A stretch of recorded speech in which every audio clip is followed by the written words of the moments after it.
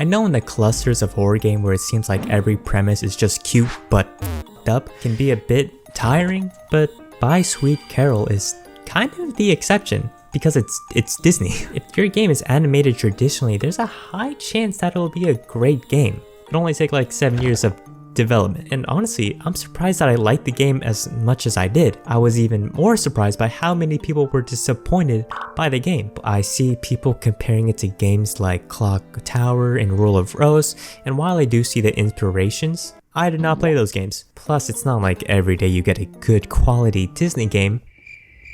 I said good quality. Lana Benton, who resides in an orphanage where they raised each student to be a fine and respectful woman. From a place not too far from here. Yes, from the pigsty. Oh my god. By Europe's 1600s standards. But her friend Carole mysteriously went missing, and it's up to Lana to piece the puzzles together by traversing through two different worlds. One of them being Corolla, where Lana is the princess of. While the main appeal of this game is definitely its aesthetics, but the gameplay aligns with people who enjoy retro survival horror games. The clunky controls, no way to defend yourself, and QuickTime events, which are more akin to the Dragon's Lair. You can argue that bad controls feel scarier because you feel powerless against the looming threat.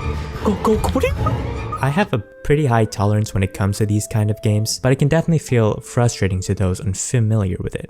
The game combines a bunch of gameplay ideas to evenly break it up. It's not exactly polished, but it's a welcoming addition since it gives you some downtime when you're not getting chased by the horrors of Corolla, but rather tries to engage the players in the game's lore and characters. Who did it? Well, oh, that's so...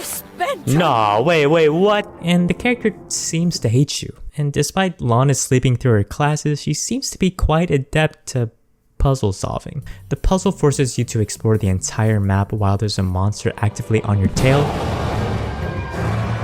Did you not see me? Hello? Are you just stuck there?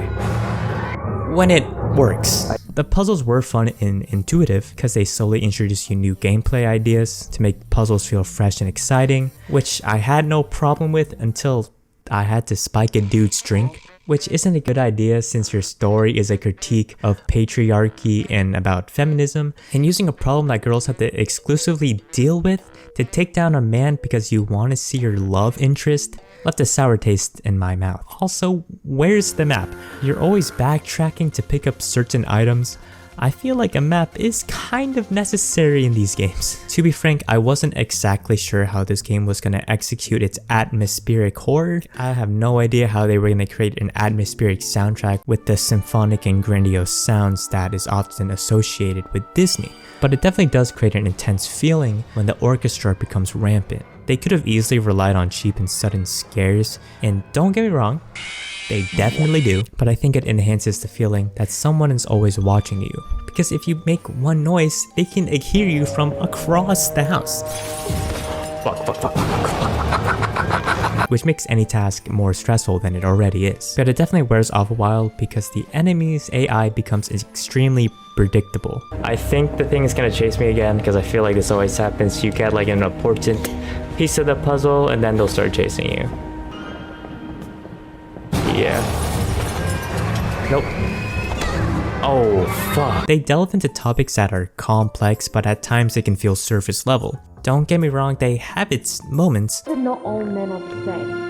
There are some good ones too, but then why do they expect all of us to be the same? But the themes of feminism don't hit as hard as I think they could. Sorry to my 1% female audience. But Lana's personal journey is way more interesting than what they're trying to accomplish in the game. I know she's the protagonist and that's kind of a given, but when you get caught up in other people's problems, it feels lackluster.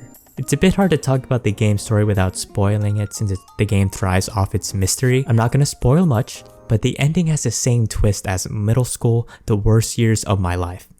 If you know, you know. If you are interested in playing the game, I recommend getting it to support the developers. Maybe you should wait until they fix some of the bugs, but otherwise the game is still incredibly engaging, and I can't wait for the studio's next game.